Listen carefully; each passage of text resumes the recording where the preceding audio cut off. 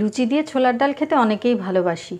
ছোলার ডাল বেশিরভাগ সময় নারকেল দিয়ে নিরামিষভাবেই করা হয়, মাঝে মাঝে আবার পেঁয়াজ রসুন দিয়েও করা হয়। আজকে আমি ছোলার ডাল দিয়ে ছোলার ডালের ডাল ফ্রাই বানাবো।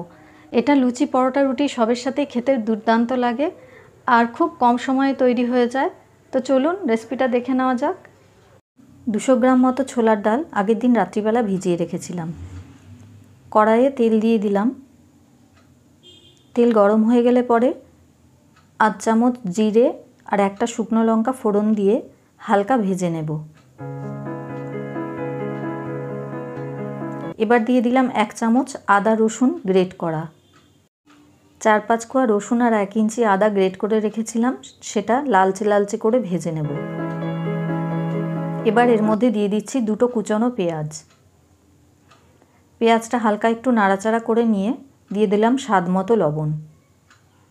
এবার দিয়ে দিলাম একটা বড় সাইজের টমেটো কুচনো। একটু রান্না করে টমেটোটা নরম হয়ে এলে এর মধ্যে একে একে মশলাগুলো দিয়ে দেবো। দিয়ে দিলাম হলুদ গুঁড়ো, 1 চামচ জিরে গুঁড়ো আর 1.5 চামচ মতো ধনে গুঁড়ো।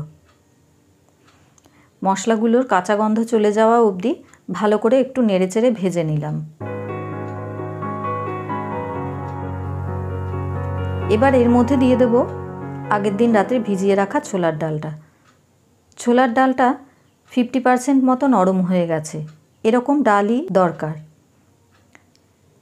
এই ডালটা আমি খুব বেশি সেদ্ধ করব না। সব মশলাগুলোর সাথে 3-4 মিনিট মতো ভাজা ভাজা করে নিলাম। এরপরে উষ্ণ গরম জল এর মধ্যে দিয়ে দেব। জলের পরিমাপটা এমন দিতে হবে যাতে ডালটা সিদ্ধও হয়ে যায় অথচ গোটা গোটা থাকে। 10 থেকে 12 মিনিট মতো রান্না করার পর জলটা শুকিয়ে এসেছে। এবার ঢাকনা খুলে আমি চেক করে নেব ডালটা সিদ্ধ হয়েছে কিনা।